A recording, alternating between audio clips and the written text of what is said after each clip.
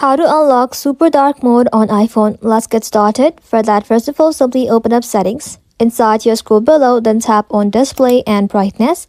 Now switch from the light mode to dark theme. This is the basic dark mode. To make it even darker, long press on the blank area on your home screen. Then tap on edit. Now tap on customize. And just like that, choose dark from here. You'll see that the icons are still colorful. Simply select clear, then select dark at the very bottom. Now, this will make all the app icon and widget darker.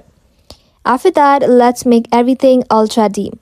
Open up settings again. Inside here, you need to scroll below, tap on accessibility.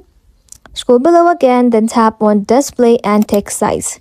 Now, scroll to the bottom and then enable reduce white point.